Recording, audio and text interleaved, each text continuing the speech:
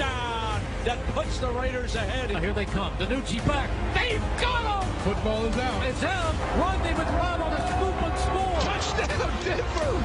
Boy, the Chargers have found ways to lose games. It's picked off by the Colts. Kenny Moore runs it into the end zone. How about a little Tua touchdown? How about that?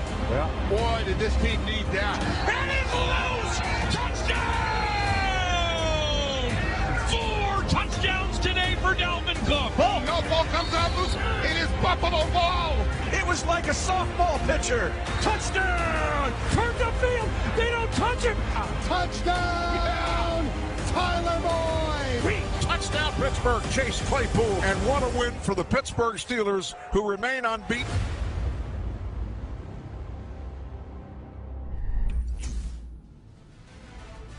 What's up, everybody? Happy Sunday. It is here, today's slate of games. We are starting off game debut. Andrew Hawkins, Cynthia Freeland, Greg Rosenthal. Let me fix that. Cynthia Freeland, I'm sorry. It's early, everybody. Okay? All right, listen, we are going to start today's chat off with the Seahawks at the Bills.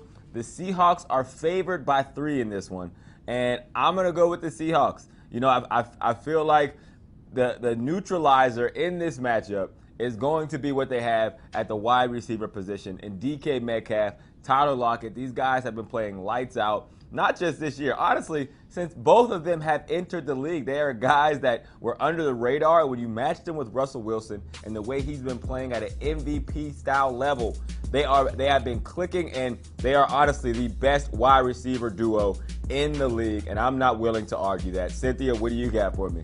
I like your point, and I'm going to make the other point for the other quarterback with his deep passing, and that is Josh Allen. So when you look to see, both of these quarterbacks actually have been really excellent at deep passing this whole season. When you look how they do it, it's quite different, though. So when you look to see what's Josh Allen's strength in this game and potential way to really have an edge on the Seattle Seahawks, it's through the defense. Their defense, especially with the quarterbacks, not so good. So that's why my pick is going to be a 4-point win for the Seahawks, obviously. No, just because I think I agree with your Seahawks offense point just a little bit more. But I did want to point out it's going to be a nice scoring game. Yeah, good weather in Buffalo this week. I think that helps the Seahawks. I have them winning by 6 points. I feel great about this one. It's because the Seahawks defense, I think, is getting better. Jamal Adams back on the field makes a big difference. Carlos Dunlap is going to help their pass rush, too. We saw them play a week ago. They just have to be average to really make this team a true Super Bowl contender. I think they can be average. They reportedly given Pete Carroll some more money. He's going to coach till he's 95 years old. Like, why not? You know it's going to be a good week, by the way, because I'm going to remember to throw it to you for proper performances, Cynthia. What's up? Woo! First of all, the winner is chewing gum. We need to all go buy chewing gum stock because of Pete Carroll. But Josh Allen will have fewer than 261 total passing yards. I told you he's good at deep passing. But I think that this is a situation with all the defensive pieces coming back and adding to this front. I don't think he's going to have more than 261. Tyler Lockett will also have fewer than 76 receiving yards. Now, Hawk, I totally agree with you. Both Lockett and Metcalf are both excellent. I just don't think they're going to need to feed both mouths with more than 76 receiving yards. So that's why Tyler Lockett will have fewer than 76. He's going to have like 75. You know, a measly 75. All right, what's next? I'll take it. All right, next up we got the Ravens and the Colts. Ravens favored by 1.5 in this game. I have the Ravens winning by 4. So much, focus on Lamar Jackson's throwing. That matters. But I'm all about the Ravens running game coming off their best game of the entire season. Everyone respects the Colts defense. I do too. They're well coached. They haven't played many good offenses if you look at the schedule. They haven't shut down a running game quite like Baltimore. So I think they get it going on the ground today, and that will be enough for the Ravens to win this game and get everyone realizing this is still a Super Bowl contender with the former MVP Lamar Jackson running the show. What do you think, Cynthia?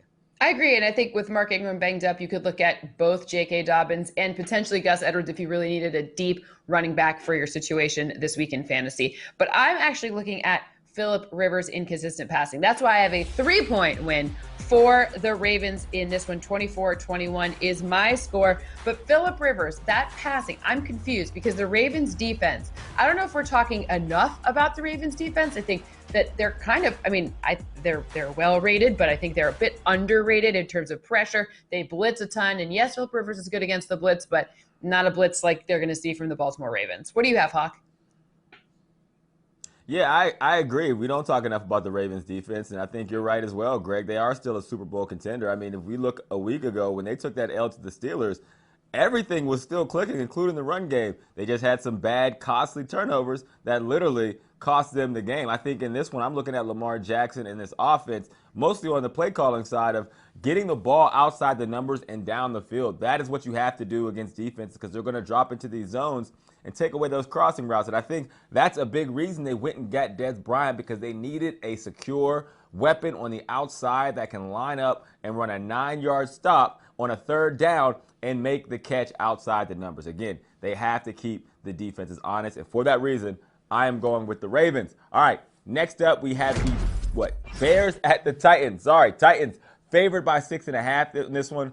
I'm going with the Titans, man. I think this offense, for as good as they played this year, they are still underrated. We know Derrick Henry. I feel like a lot of people are still waiting for Ryan Tannehill's glass slipper to fall off, and for that reason, they're not getting the respect they deserve. And I think going against the Bears this week, as stout as that defense is, holistically, will give them a lot of people to say, okay, this Titans offense is for real. How about you, Cynthia? I am with you. I have a 7-point win for the Titans, 27-20. One of the Bears' alignment is not playing, another one, so that's a concerning situation. However, it is made better by the fact that the Titans are missing pieces. Jadeveon Clowney, not expected to go. I don't know if that's totally official yet, but he is not going to be playing per what I've heard. And I want to point out that you could look to Ryan Tannehill. You could look to Jonnu Smith. You could look to a lot of offense just overall in this game. I think this is going to be an interesting back and forth, but ultimately the Titans get right in this situation. And they've got that help from Jonnu Smith. So you need a tight end in fantasy, go get him.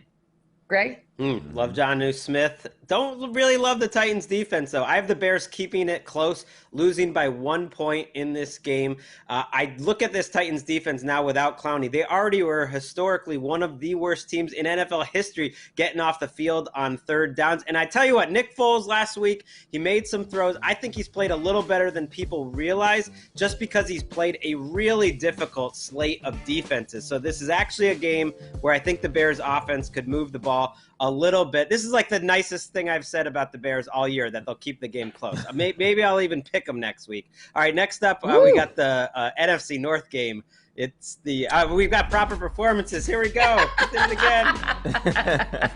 You almost had our producer Matt Henson so happy, close, so close.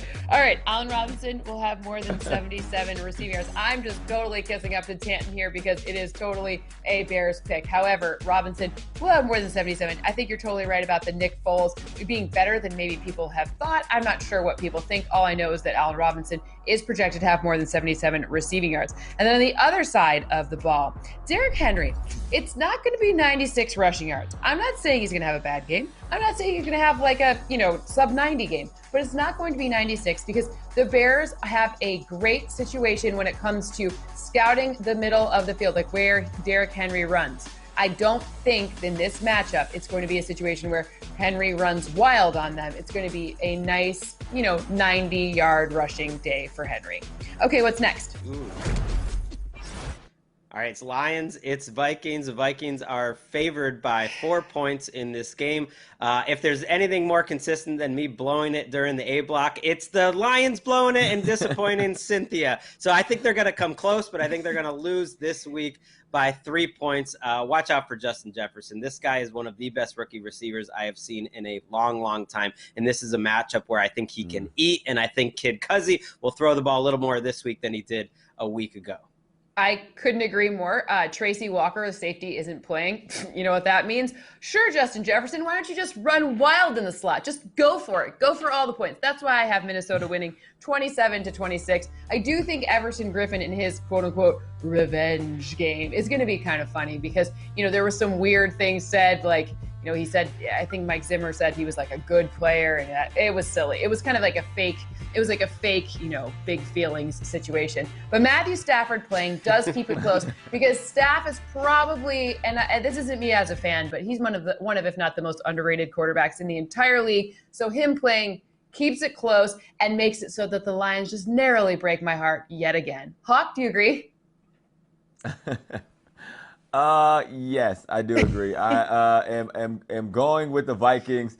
Although I don't feel good about it. I really feel like this is a toss-up in my heart, but I'm going with the Vikings just based on the performance I've seen from them against the Packers. That alone gave me enough hope in this one to give them the coin toss. All right, next up, we are going with the Broncos at the Falcons. The Falcons are favored in this one by 4, and I'm going with the road team here. I'm going with the Broncos. I just don't feel as good about the Falcons' consistency, and typically I would say, hey, they're at home, I'm going to give them the edge. That isn't the case here. I would also be on the lookout for a big KJ Hamler breakout game. These quick, fast, sudden wide receivers that the Broncos have on turf, indoor, and the Falcons, after leaving Denver, be on the lookout. They're going to be motivated, and they are going to look extremely quick, not only to us, but to the Falcons defense. Cynthia, what do you got? Couldn't agree more, because the Falcons are missing pieces on their defense, as if their defense needed another reason to allow people to score points on them. 27-25 is my score. Broncos upset this one. This is one of my favoriteest, finest, all of the words that begin with F that mean good things, that could do alliteration with my name, games of the week. You could even consider Albert O, who I'm not going to say his last name. I'll let Greg do that. But him in fantasy if you needed a tight end option. Greg Rosenthal, is this one of your Greg's greatest? It absolutely is. I got the Broncos winning in an upset. It's 27-24, and it's Okui Boonum. Say it with me. We're going to say it on every one of these shows because this guy is lighting it up. I love this offense. And wow, what disrespect to – okay, go for it. Okui Boonum. There's a lot tougher names in the NFL than that. This one, I think you're going to have to get used to it because he is a really good player. And wow, what disrespect. That 3 upset picks for the Broncos in Atlanta. Let's go to Kansas City, where you got the Chiefs, you got the Panthers. The Chiefs are favored by 10 in this game. I have the Chiefs winning by 2 touchdowns. I see Patrick Mahomes and the Chiefs offense going deep. I don't see any reason to believe the Panthers defense can slow them down at all. They have not forced a punt since they played the Bears rather, in week 6. They went 2 entire games against pretty mediocre offenses without forcing a punt, and so that's trouble. You go to Kansas City, Christian McCaffrey's back. That's not enough for me to think it's going to be close. What about you, Cynthia? Yeah, I don't think it's going to be close either. 33-21. You've got 14 points. I've got 12. They're both more than 10. So I think this is going to be a very convincing win yet again for the Chiefs. Keep an eye on their wide receivers if you're looking in fantasy, because there are some potential injuries, hamstrings, banged up situations. This means that you could find value at the other positions, right? The replacements necessarily there for daily purposes. And you want to consider Clyde Edwards-Helaire. You want to make sure and say, okay, last game wasn't his best fantasy game. This week, ratchet up those points. What do you have, Huck?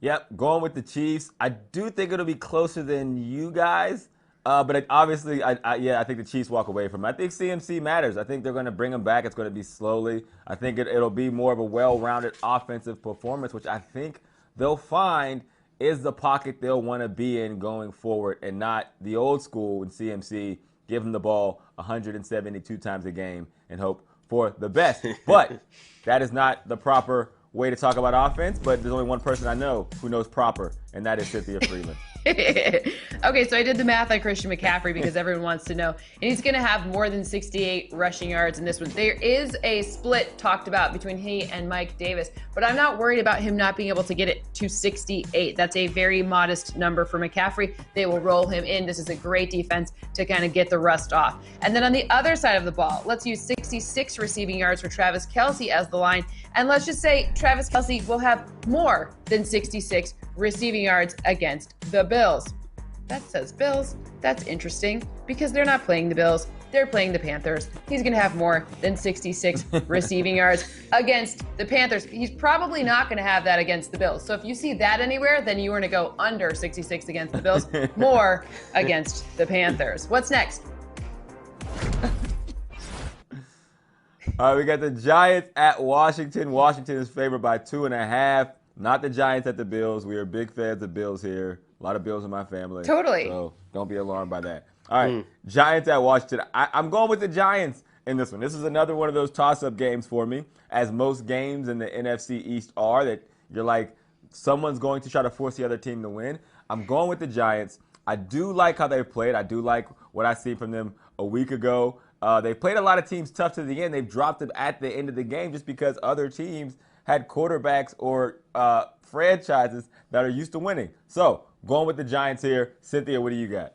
I got Washington 22, Giants 20. No Golden Tate, so I don't even know. So that it kind of matters, but if you're thinking about him in fantasy, you're gonna want to take him out because he didn't travel with the team. Greg, what do you have? Yeah, I have the Washington football team winning by 2. This is my thread the needle game of the week. You know, they're favored, but we're going to try to thread that needle, Cynthia and I. We did it the last time these two teams played. Finally, Texans and the Jaguars. The Texans are big-time favorites, and I have them winning by 9 points. They are favored by 7. I feel a little risky, you know, expecting a big blowout victory for a 1-6 team, but we don't know what we're going to see out of Jaguars rookie quarterback Jake Luton making his first NFL start. I got an 8-point win for the Texans, 28-20. One of the reasons why, well, the Jags defense has had the most different combinations of players on the field. That makes it really tough to kind of gel and figure out what you got going on, especially when it's Deshaun Watson to Will Fuller, and an angry Will Fuller who probably thought he was going to get traded. Hawk? I like that. Yeah, I'm going with the Texans too. Deshaun Watson has been playing really well for a terrible football team, and we don't get to talk about it because they're not clocking any wins. So I expect that to continue this week, and for that, I am going with the Texans. All right, we got more Game Day View presented by Mercedes-Benz when we come back after a quick break. Back in a moment. Okay.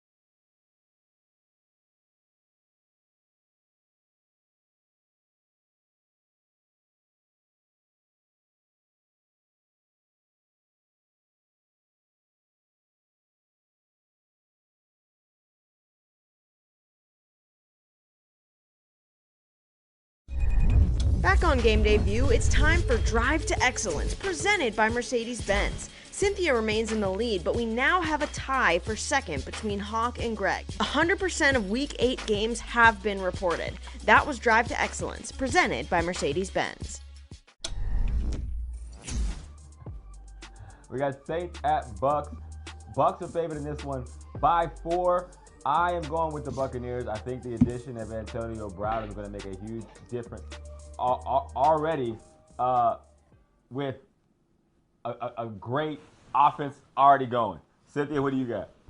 I have the opposite, 27-25. Michael Thomas, Emmanuel Sanders, they're going to make a big difference. Also, whenever I can bring up that a guard isn't playing, because I like this, it's like my favorite, the O-line, Ali Marpet not playing.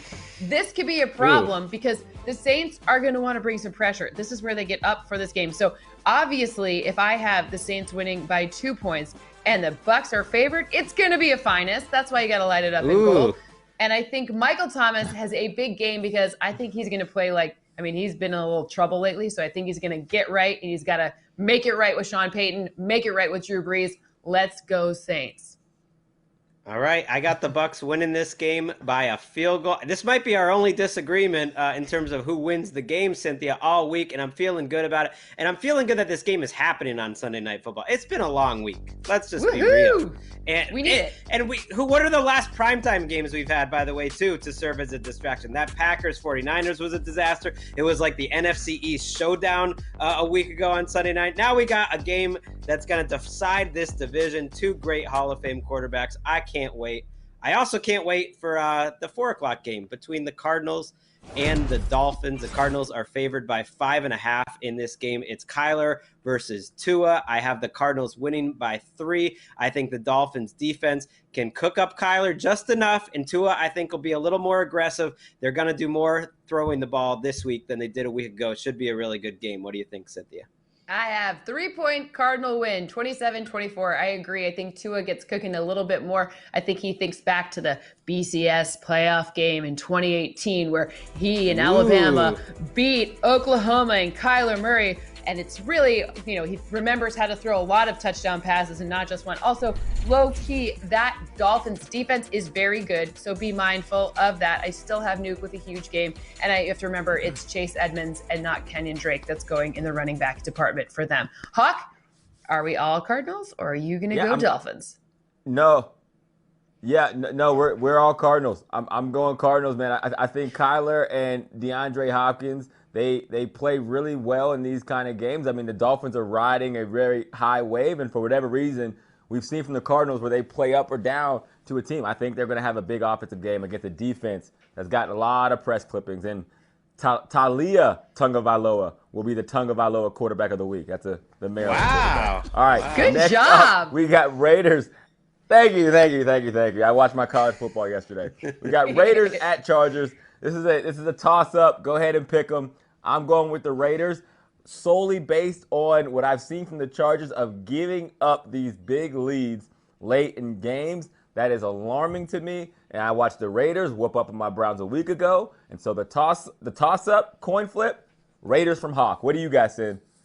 Raiders from Sin, Raiders from Hawk. So it's 2 across. We've got 28-26 as my score. The Trent Brown not playing. That could be a problem. However, combat that with Casey Hayward being potentially sick. And then you've got Desmond King, who now plays for the Titans. And that secondary is going to be a little bit more tasty for Derek Carr, who's been throwing the deep ball really well this season. So you could play any of their wide receivers. You just price them correctly for your daily fantasy purposes. I think I like Ruggs because, maybe I'm on this SEC kick. Who knows? But you know what?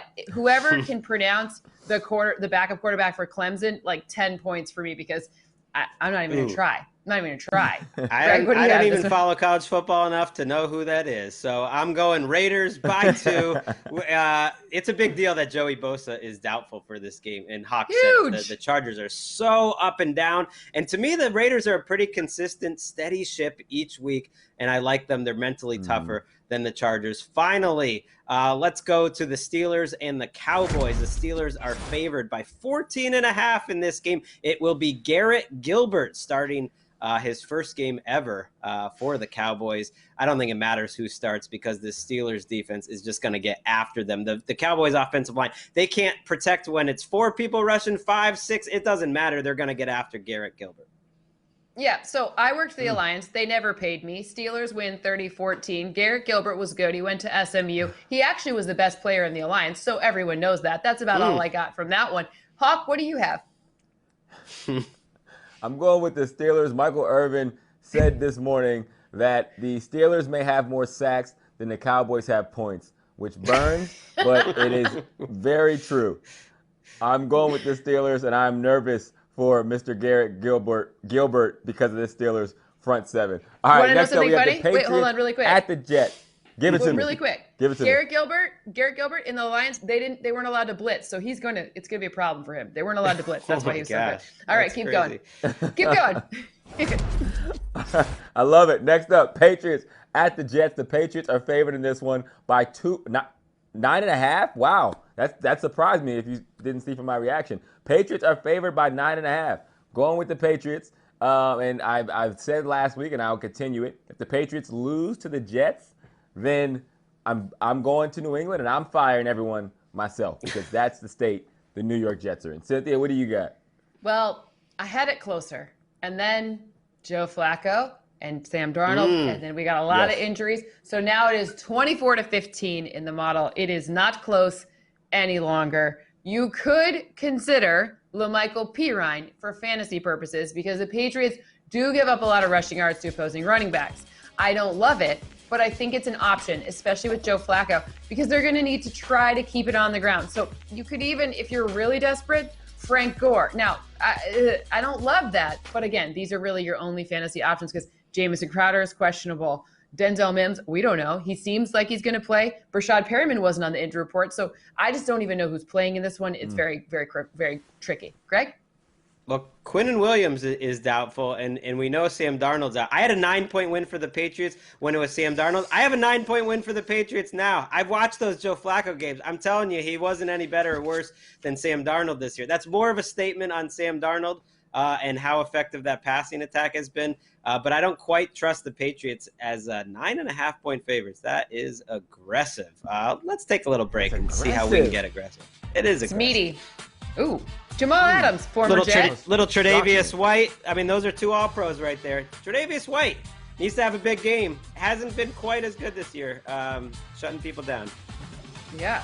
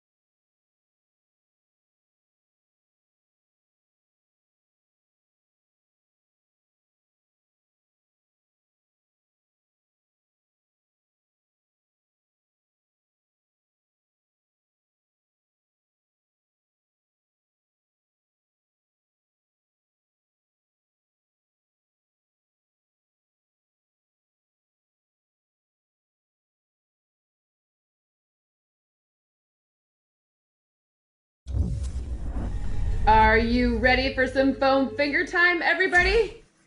Oh, hey, I didn't see you there. Nice to see you. Oh, Greg's back.